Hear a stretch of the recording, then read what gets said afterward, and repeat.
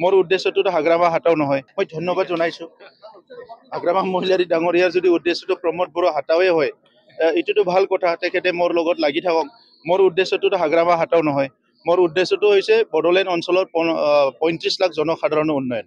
বাক্সা ডিষ্ট্ৰিক্টৰ মচলপুৰ আৰু ইফালে শালবাৰীৰ মাজত এটা সকলোৰ কাৰণে এটা কেন্দ্ৰ হয়। চ' এইটো সৰু এটা টাউনশ্বিপ ইয়াত আছে। তো সেইটো ডেভেলপ কৰাৰ কাৰণে ইয়াৰ সচেতন ৰাইজে বিভিন্ন সময়ত বিভিন্ন অনুষ্ঠানৰ কথাবিলাক কৈ আছে আৰু পৰ্যায়ক্ৰমে ইতিমধ্যে এটা ভাল শ্মশান নাছিলে, শ্মশানৰ নিৰ্মাণ কাম আৰম্ভ হৈছে। লক্ষ্মী মন্দিৰটো বহুত পুৰণীয়া লক্ষ্মী মন্দিৰ, তো ইয়াত এই বছৰ 50 লাখ টকা দিয়া হৈছে লক্ষ্মী মন্দিৰটো সুন্দৰকৈ নিৰ্মাণ কৰাৰ কাৰণে। ইফালে টাউনত ড্ৰেইন আছিল, ড্ৰেইনৰ কামো হৈ গৈছে। টাউন কমিটিৰ এটা অফিচৰ কাৰণে দিয়া হৈছিলে, সেইটোকো মই কৰি দিম। অসম সাহিত্য সভাৰ কাৰণে ইয়াত এটা প্ৰাথমিক এটা অফিচ আছে, সেইটোও আমি চেংচন কৰি দিলোঁ। আৰু তেনেকুৱা কিছুমান অনুষ্ঠান আৰু আছে।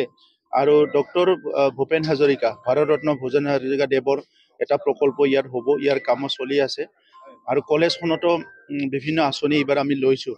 গতিকে জালাখন উন্নত কৰি পেলাই ইয়াত বসবাস কৰা সকলো অসমীয়া, বড়ো যিখিনি জনগোষ্ঠী আছে, সকলো যাতে ঝালাটো কেন্দ্ৰ কৰি আমাৰ সমন্বয়, আমাৰ উন্নয়ন সকলো কামখিনি হ'ব পাৰে। এইকাৰণে জালাৰ ডেভেলপমেণ্টৰ কাৰণে কিছুমান কাম হাতত লোৱা হৈছে। মই আশা কৰোঁ এই কামখিনি আমি সঠিক সময়ত সম্পন্ন কৰিব পাৰিম। চৰকাৰে যিটো ভিজন ডকুমেণ্ট বনাইছে, ইয়াত স্যাৰ কি সন্নিৱিষ্ট হৈছে? চাওক, ভিজন ডকুমেণ্টটো শ্বৰ্টলি ক'ব পৰা নাযাব। এইটো মানে হৈছে কি, স্বাধীনতাৰ পিছত বিভিন্ন জনগোষ্ঠীৰ আশা আকাংক্ষাবিলাক লৈ পেলাই এই ভিজন ডকুমেণ্টটো কৰা হৈছে।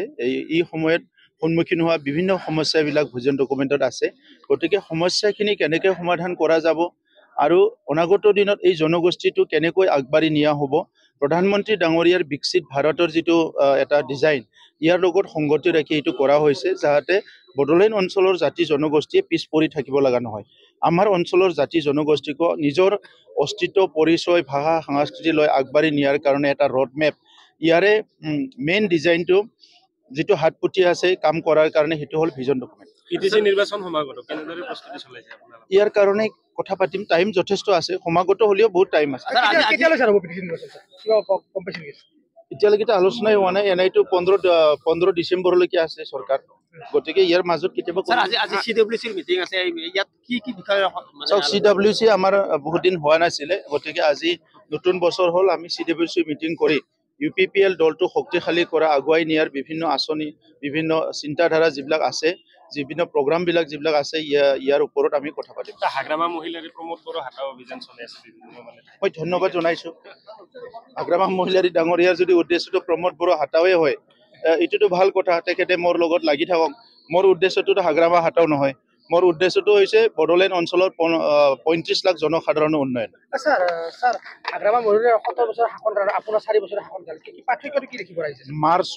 মাৰ্চত আমি আমাৰ চৰকাৰী ভিজন ডকুমেণ্ট দিম। তেতিয়া আপুনি এটা কথা স্পষ্ট দেখা পাব, তেখেতসকলৰ 5 বছৰ আৰু আমাৰ 5 বছৰ, তেখেতসকলৰ 17 বছৰ আৰু আমাৰ 5 বছৰ কি কাম হৈছে, ইয়াৰ ছেপাৰেট এনালাইচিছ আপোনালোকে মাৰ্চ মাহলৈকে ৰখক। মাৰ্চ মাহত আমি ভিজন ডকুমেণ্টত দেখাই দিম। এটা কথা কৈছে, পুনৰ চৰকাৰ গঠন কৰিব 25 আৰু চৰকাৰ যি দুৰ্নীতি কৰিছে তাৰ ফাদিল কৰিম বুলি কৈছে। শুভেচ্ছা জনাইছোঁ।